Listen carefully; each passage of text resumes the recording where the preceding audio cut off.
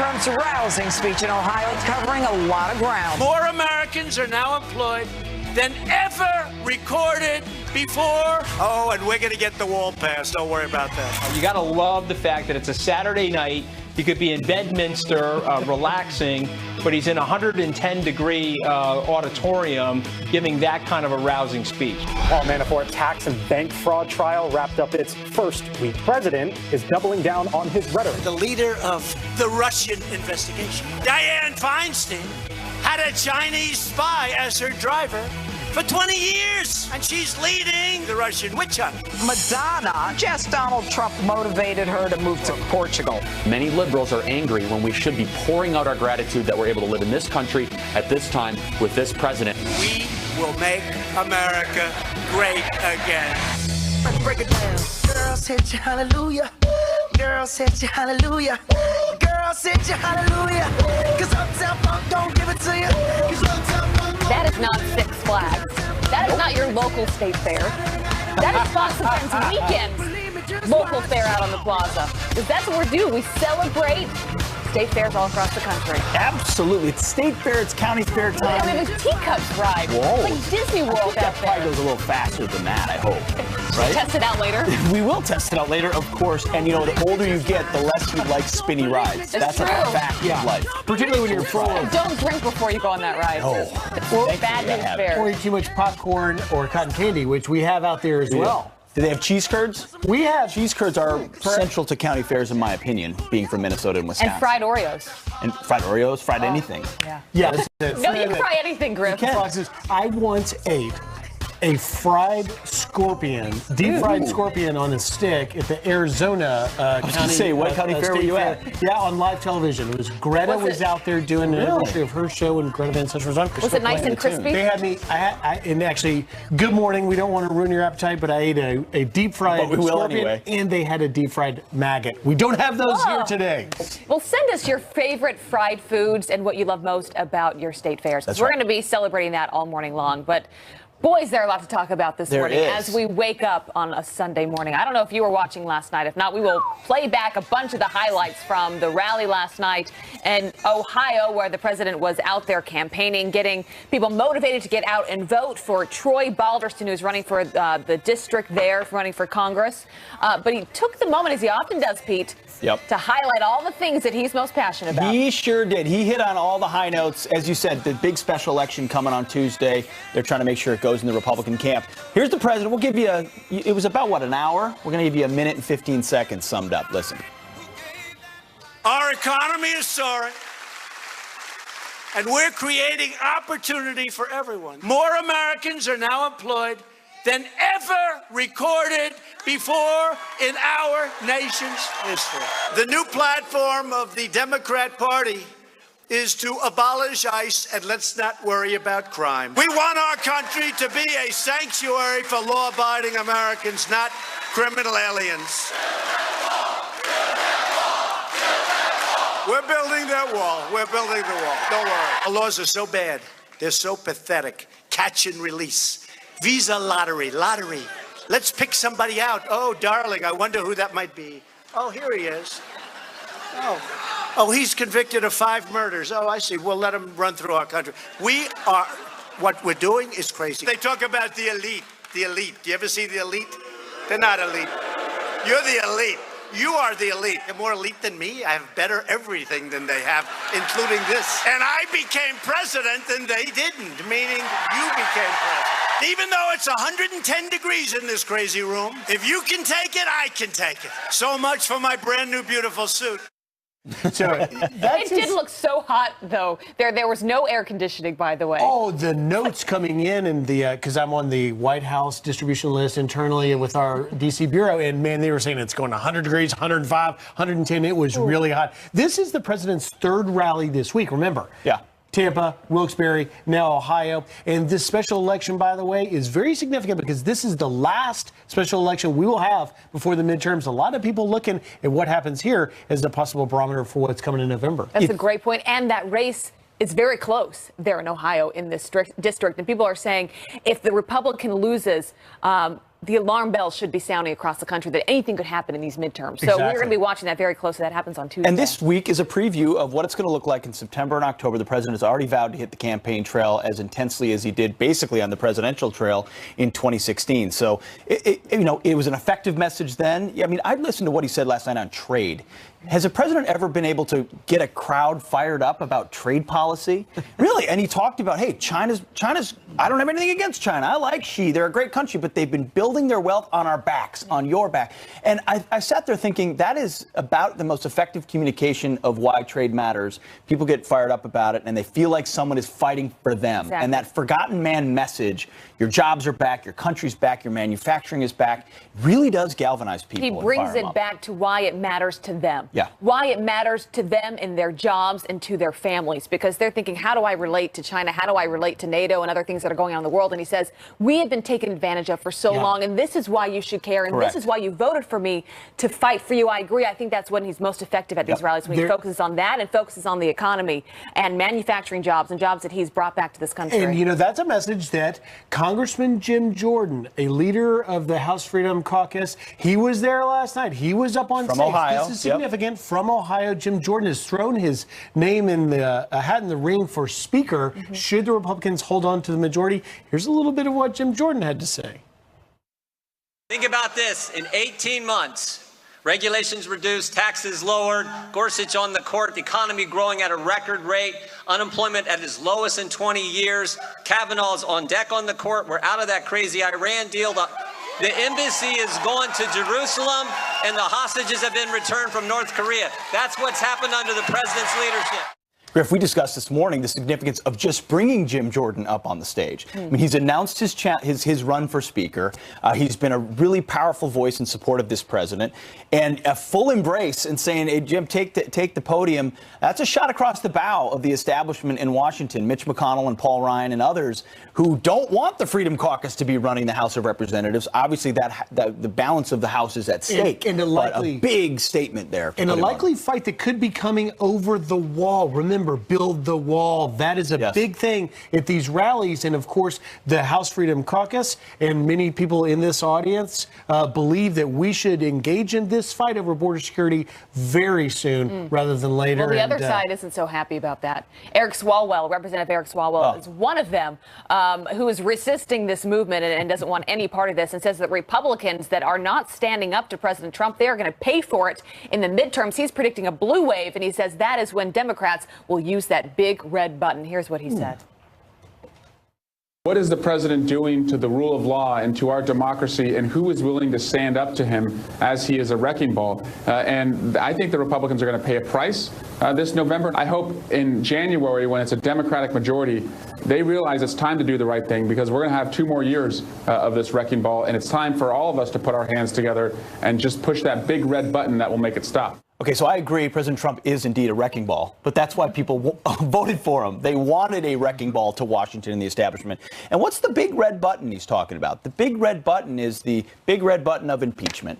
That's what they want. If they win the House of Representatives, the reset button, it's a different kind of reset button. The Staples easy button? That's their easy button. We should all go away if we can just impeach this guy. And that's the way they feel. That's why the midterms are so important, and that's why he was out there ginning up the base and telling them they need to get out and vote. Because ultimately, you can only do so much as president. You've got, as you were talking about, the wall, Griff, and if immigration is the top of your list, you got to get people on your side to help you get things through. And if you've got Democrats that take over, imagine how complicated that's going to be. We've already seen a tough 2 years of getting enough done and not enough Republicans, he would say, that are working on his behalf. Everything will stop. They will investigate, indict. I mean, it will be, the gears will monk up completely.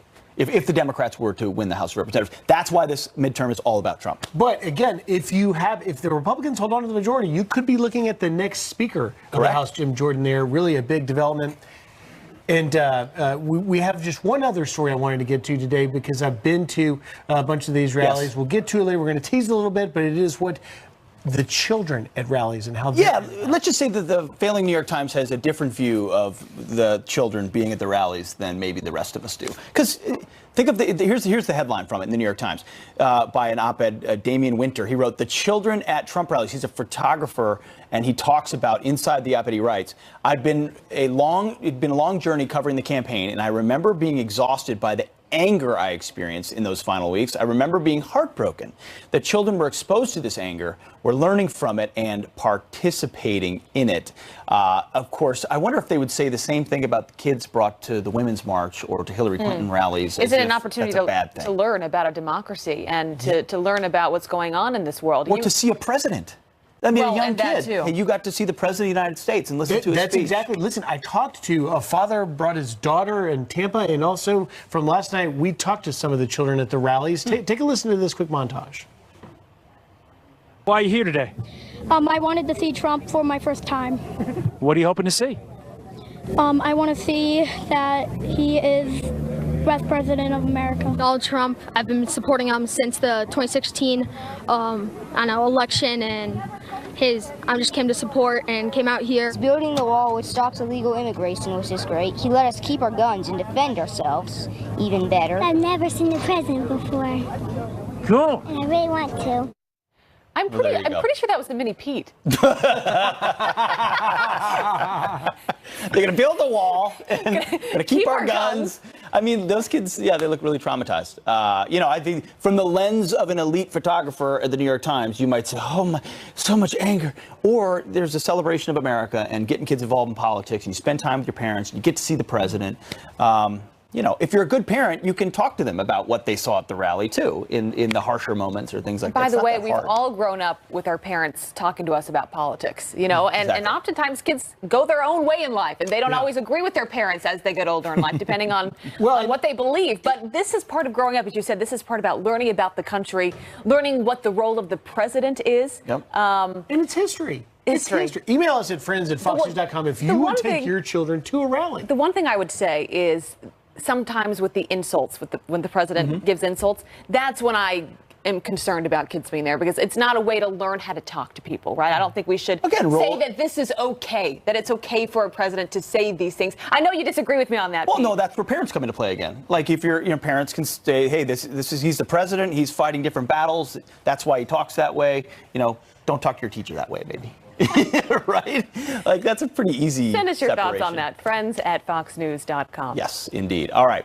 Well, another big document dump by the FBI revealing new bombshells about the FBI's relationship with the controversial author of the anti-Trump The Dirty Dossier. Judicial Watch President Tom Fitton is here with new details. And police officers facing off with a group of kids for an epic dance-off. Look at that.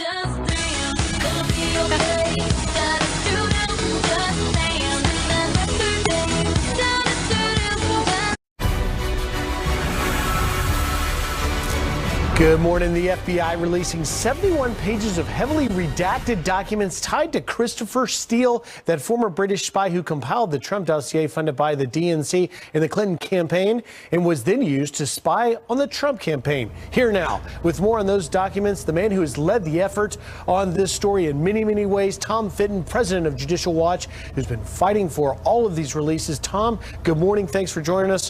What do you got now?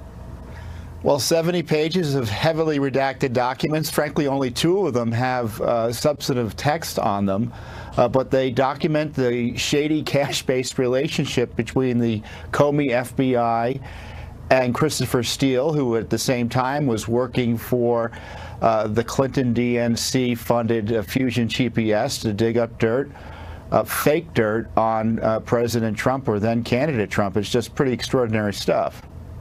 And Tom, we don't want to take our viewers into the weeds here, but the payments to Steele has been a big part of this, the money coming from the DNC, from the Hillary campaign. What are we learning new about payments? It's one thing to hear that he's been paid by the FBI or to reports suggest he was paid.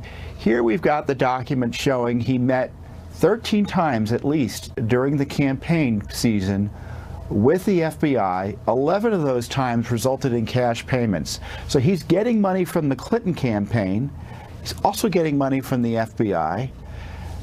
The first major document talks about him being admonished early in 2016, yet he meets repeatedly with the FBI afterwards. And finally, in November, the documents show, because he was leaking his relationship with the FBI, he's deemed not suitable as a confidential human source. So this source, who was deemed not suitable, then is used repeatedly to justify, in the FISA warrants we later find out, to spy on the Trump team. It shows there's corruption at the heart of the Russia investigation, basically being run out of the FBI during the Obama administration. Really disturbing news. Well, that's the whole point I want to get to with you, Tom, and that is, earlier this week you reported about Peter Strzok, that agent that had repeated biases, got this unusual authority to declassify, which ultimately means to share secrets, and now we have this unsuitable Christopher Steele that was the basis for the investigation. At the end of the day, if you connect all of the Tom Fitton dots, do we end up at a place where, when the president says that this is a unfair investigation, that this is a witch hunt, what do you say? Oh, well, the documents are supporting him as they are dribbled out. A lot of them are redacted, heavily redacted. For instance, all these meetings he was having with the FBI, almost completely redacted. Who was he meeting with at the FBI? You could probably bet $1 that it was Peter Strzok or people like him that he was reporting to, top levels. James Comey, Peter Strzok, top officials at the FBI, like Andrew McCabe, who was fired for misconduct, need to be questioned very carefully about their communications with Steele and their knowledge and coordination with the Clinton DNC operation that was also funding his operation as well. The idea that the FBI was using this campaign-funded source to target the Trump team is something that ought to be troubling to most Americans. And Tom, I don't want you to give away what you're working on, but obviously you have been leading on this from the beginning. Can you give us a preview of what else you're hoping to get, what you're hoping to expose, really, in the coming week? Well, there's always something big coming from documents, and we've got information about James Comey that's going to raise additional questions about his conduct at the FBI and whether the FBI again was bending the rules to allow James in the way James Comey was following ethics at the FBI. Really incredible stuff coming up. And Tom, the president tweeted this past week that it's time to end this investigation. Is it your opinion now, based on all of these things we know, that this investigation is not fair? I've long believed the superstructure, the entire basis of the Mueller investigation was corrupted. And it's been long past time for at least a pause in the investigation so that we have a full airing of the illicit spying, the targeting of Trump, the leaking, and and the misuse of the FISA court process to target him. Given all that corruption, it's hard to believe the DOJ is allowing that operation to continue without any check. All right, Tom Fitton of Judicial Watch, thank you for the work you're doing, and have a great Sunday. You're welcome. Thanks, Griff. All right. She lost her father in the Korean War when she was just 4 years old and was there as the remains from North Korea returned home. She's with us to talk about the meaning to have the remains back on U.S. soil. That's next. And Tom Pyro is having breakfast with friends in Ohio, where they are still excited about the president's rally. He's straight ahead, and he's serving up breakfast. Fox pancakes. Come on around. Good morning. We're back with some headlines, starting with a Fox News alert. Venezuelan President Nicolas Maduro is blaming far-right groups for what he says was an assassination attempt. Recuperación económica y The government says that explosion was an attempted drone attack, but some firefighters say it was a gas explosion in a nearby apartment. 7 people are hurt. Maduro is blaming the attack on Venezuelans who live in Florida. He's now calling on President Trump to step in. Also breaking overnight, 3 NATO soldiers are dead, killed by a Taliban suicide bomber in Afghanistan. An American soldier and 2 Afghan troops were also hurt while patrolling outside an American airbase in the Parwan province. Their conditions and identities are unknown. NATO formally ended its combat mission in Afghanistan in 2014, but thousands of forces are still there providing support and training to Afghan troops. Pete, Abby? Thanks, Griff. All right, a homecoming for American heroes, some 60 years in the making. That's right, an emotional ceremony in Hawaii where Vice President Mike Pence greeted 55 flag-draped cases of what's believed to be the remains of U.S. service members killed in the Korean War. 2 family members were special guests of the Vice President. One of them was just 4 years old when she lost her own dad, First Lieutenant Frank Salazar, during a recon mission over in North Korea. That family member, Diane Brown Sanfilippo, is here now with more. Diane, it's great to see you. Full disclosure, I had a chance to speak with you. We both rode on Air Force Two together. I talked to you and saw you there at the ceremony. It was a powerful day for sure. It's great to talk to you on the air. Dan, as you reflect on that day, share with our audience what it was like as someone who lost her father in the Korean War.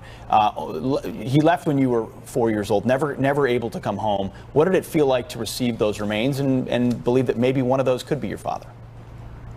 Well, it felt like my country was following through on its commitment to bring our fallen home, and my father is one of those fallen. And so to actually see the flag-draped cases really made it real to me that my father might be in one of those cases. And so it was a more hopeful feeling than I've probably ever had.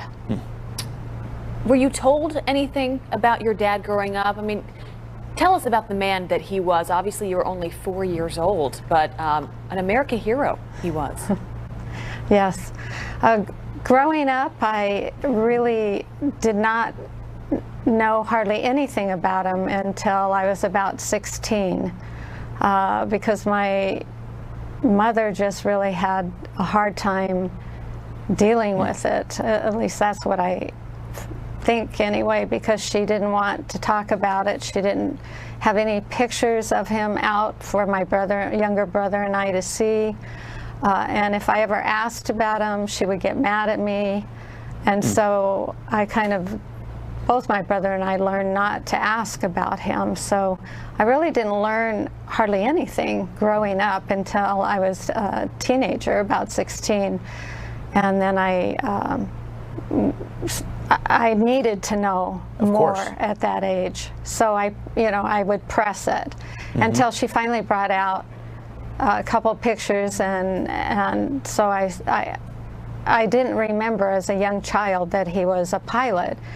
And so to see his picture was so impressive to me that it kind of reconnected to my memory to him, taking him to air. I grew up as a military child, so I was used to going to air bases. You had a chance, Diane, to be there, Diana, as those came in and speak with the Vice President. If you had a message for the President today and his in this process in North Korea, what would it be?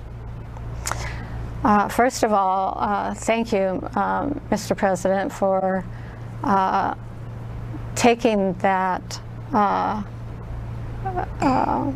request as part of the negotiations, and I'm grateful that Korea followed through with that.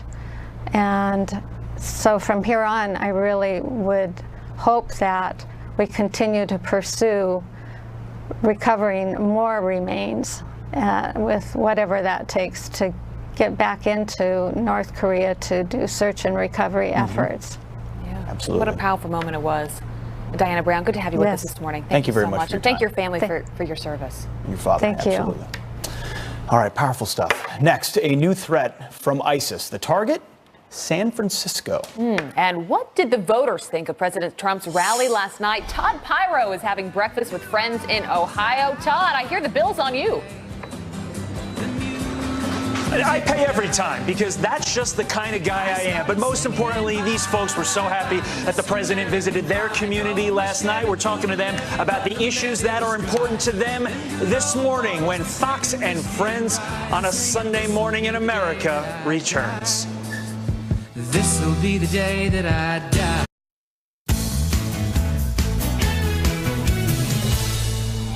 You're the great people. You work hard, you pay your taxes, you do all these things, and you were forgotten. They forgot about you. And you're the smartest people. They talk about the elite. The elite. Do you ever see the elite? They're not elite. You're the elite. You are the elite. You're smarter than they are. You make bigger incomes. You've got everything going. You're more elite than me. I have better everything than they have, including this. And I became president and they didn't. That was President Trump last night in Ohio, rallying the crowd in Ohio's 12th district ahead of the special election that's happening on Tuesday. So, of course, we sent TV's Todd Pyro to Fitzy's Old Fashioned Diner in Columbus, Ohio, to talk to the folks. Todd, what do you got there? Todd, you're surrounded by Marilyn Monroe and some really good-looking pancakes. You're in good hands. Yes. Marilyn Monroe and pancakes. What a combo. And you guys know you've done diner segments following a rally. There's a palpable excitement in a community when President Trump visits that community. And that is definitely the case today. I want to introduce you to Joe. Joe is a veteran. Thank you, sir, for your service, who also worked in finance. He says he's voting, actually already voted, for Troy Balderson here in the 12th district because he really wants somebody who's going to support the president's agenda. Specifically, you have two key issues in your life, immigration and economy. Let's begin with immigration.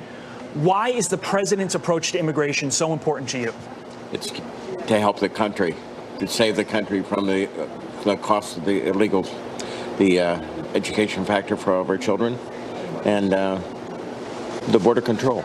Now, you said you recently took a visit to California, and you were so upset by what you saw there. Explain what you mean by that. Just the total poverty that you see throughout the city, the homelessness, the trash on the freeways, the streets, just total lack of concern for our country. Okay. From the illegals, I would assume.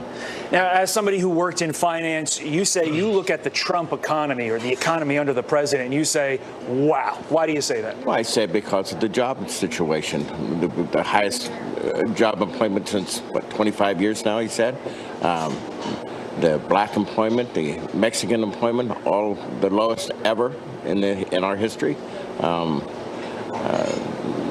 Okay. All right, That's enough said. Yeah. Thank you for your service and thank you for your time. Alice is a veteran as well. Thank you for your service. Also works in finance. And as somebody who works in finance, you too look at the economy under the president and say, we're doing very well. Why do you say that? My 401k has increased exponentially since he took office. I see an increase in what people are investing in. You know, people are investing, and that's a huge thing right now because, you know, they're preparing for their future. They're preparing for their children's future and their grandchildren's future. So all of these things are positive keys to looking at the economy. When it comes to immigration, you say you don't mind the fact that the president is threatening to shut down the government over the border wall. Why do you say that? Because we need to make America great again. And I think the president is trying to do that. And he's trying to get our leaders on board with him and go with him. And, you know, when they're dragging their feet and not wanting to do so, then it's time for him to step up and say, you know what, if we're not going to do it, then we're going to shut it down. Socialism has been in the news a lot lately. You say millennials just don't get it. Why do you say that? They've not experienced what America has gone through since, you know, from before the attack on the Twin Towers, you know, from there going back.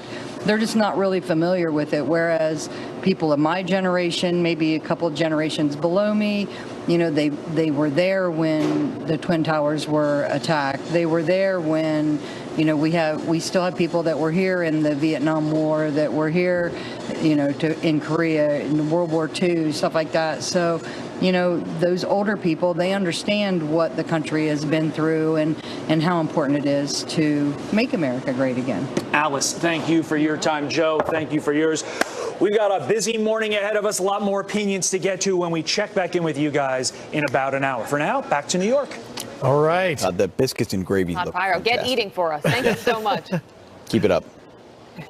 It's always a plus when you go to a diner and the food is that good. Yeah, there's always something good. Yeah. I always feel guilty about holding them from their breakfast. That gentleman's given us great answers, and he's got some biscuits and gravy. He's waiting to get to it. Yeah. They're eating right now. All right, well, a lot going on this morning. I do want to bring you some other headlines that we are following, starting on a serious note with a Fox News alert. We will make you fear the air that you breathe. ISIS posting that chilling threat online, calling for biological attacks right here in the U.S. The terror group's new propaganda video shows the San Francisco skyline. You can see it there, with a man holding a gas canister. It also gives instructions on how to build undetectable homemade dirty bombs. Yikes. And there's this. Today, the FBI will question a man for a third time about missing college student Molly Tibbetts. Hog farmer Wayne Cheney says that agents are welcome to search his entire property. He claims he does not know Molly and that he suspects, quote, some guy has her. Well, last week, Cheney refused to take a polygraph test. Molly disappeared more than 2 weeks ago after going for a run in Brookland, Iowa. Well, it looked like something right out of a James Bond movie.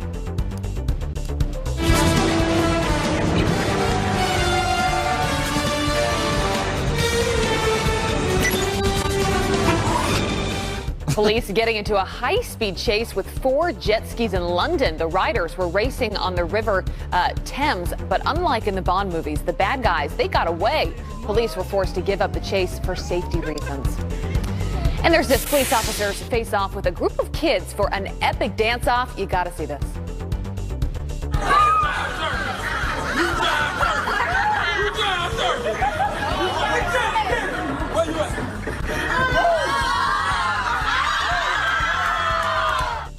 Don't mess with that one. The cops showing off to a Boys and Girls Club in Lake County, South Carolina. The adorable moment is now going viral. I wish I could dance like that. Was that a leg up into a split? I don't even know. That was intense. It was really good. Rick right now is getting ready to do weather going, I hope they don't throw with a do dance moves toss. Rick, have you ever seen that before? Oh, my. Listen, I give all credit to the adults there, but that kid. Yeah. She was amazing. Unreal. Nicely it was done. over. What's going on out there? All right, so we have a big hurricane. It's a Category 4 hurricane. It's Hector, and it's moving very close to Hawaii. Get ready. Tuesday into Wednesday, likely, best chances it's going to go just to the south of the Big Island. Obviously, the Big Island's been in the news because we still have the erupting volcano out there. But we're going to see some rain and some big swells going there. So just a heads up for that. Across the lower 48 and Anchorage and Hawaii there. Here's your temps as you're waking up. 97 this morning in Phoenix, so the heat is still on. Everybody across the east, still kind of hot and humid, but not as much precipitation as we've seen over the last, say, 2 to 3 weeks. In fact, we've had a lot of spots see their wettest July ever. Now we're going to have a pretty nice weekend. We'll see a few scattered showers building across the Tennessee Valley. But aside from that, everything is looking pretty good. Florida, for the most part, you're going to be looking at a very nice day. Carolinas as well. We're going to be watching some severe weather. In fact, already this morning, moving across parts of Minnesota. So watch out for that. And your high temperatures look like this for the day today. We're going to be very warm, especially across parts of the Southwest. But overall, those hundreds that we've seen across parts of the plains, those are gone as well. All right, guys, back to you. Hey, Rick. Big swells headed to Hawaii. That's music to surfers' ears. Yeah. Hopefully everyone's all right. Thank you, Rick. All right. She's often criticized for her identity politics, but now Kamala Harris is taking offense to it. I have a problem, guys, with that phrase, identity politics. That phrase is used to divide and it is used to distract. Charlie Kirk is here to react live. That's next. He's going to have a different opinion. And a giant herd of goats causing chaos in one neighborhood. The owners of those goats join us live just ahead.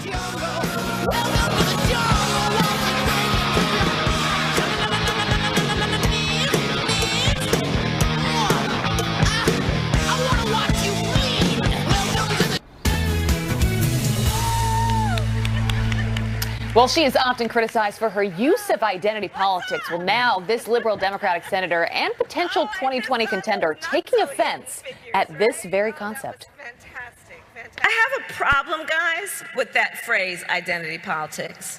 That phrase is used to divide and it is used to distract. It is used to try and shut us up. These issues that they're trying to diminish and demean are the very issues that will define our identity as Americans. Here to react, Turning Point USA founder Charlie Kirk. Charlie, thanks for being here this morning. So she's saying that these identities are the very issues that will define our identity as Americans. What do you say? It's a really bizarre way to look at it. So she accuses us as using the critique of identity politics as trying to divide people. She's the one that's dividing people. So look, the left, they are so hyper-focused on race. They look at everyone in different little compartmentalized racial identity politics. And just for everyone at home, that they understand what identity politics is, it's the idea that your identity is your skin color. We as conservatives, or those that just consider ourselves Americans, we think your identity is in your ideas, not your skin color. But the left, they're always trying to divide people, not unite people. And I like to say the Democrats want to create a country where everyone looks different, but they think the same. I believe true diversity is not skin color diversity, but ideological and intellectual diversity. Kamala Harris wants to continue to divide America because she'll be able to benefit from it politically. She's a darling, though. I mean, I talked to, in the Democratic Party, a lot of people see her as a potential front runner for 2020, and Griff would agree with that in the circles that you're in. And, you know, Charlie, is it your sense that Senator Harris stands a chance because she's fresh, but do you see a problem that she's bringing some of the same baggage that Democrats have now? Yeah, without a doubt. And look, I mean, I experienced this sort of identity politics narrative on college campuses. And you look at the Black Lives Matter protests, and you look at the kind of divisive culture that's been created. It's now graduated up to the high ranks of the Democrat Party. What I love what this president has done, if you listen carefully to his speech, he talks about all Americans. He doesn't talk about all these different little groups. And that's, again, the Democrats, they lose on policy, but they're trying to win on identity. And we need to get back to the idea that the idea of America is you can come with nothing and create anything. That the free enterprise system is the greatest wealth creating engine ever, that you're not the identity of your background, but the identity of your future. And that's why this president has succeeded over the last couple of years, because they're about all Americans. So well said. And of course, it's not just race, it's sexual orientation, it's gender, it's immigration status, any category they can identify. Precisely right. But you look at it, they try to identify a particular piece of identity that you can't control, by the way. So you can't control your skin color, but they try to create uproar or fear around that. And then they say you're a victim because of that. What makes America different? America is the only country in the history of the world where even those who hate it refuse to leave.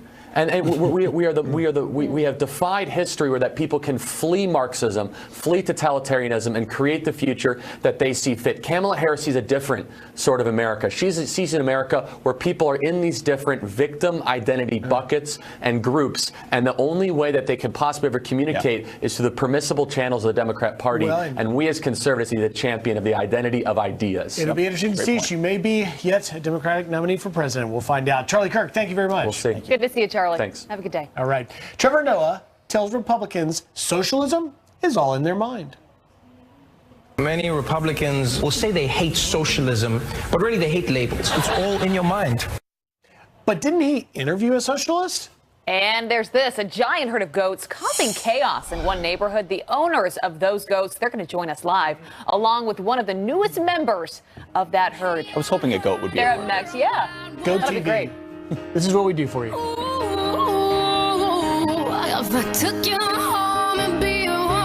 How do you win at business? Well, she is often criticized for her use of identity politics. Well, now this liberal Democratic senator and potential 2020 contender taking offense at this very concept. I have a problem, guys, with that phrase, identity politics. That phrase is used to divide, and it is used to distract. It is used to try and shut us up.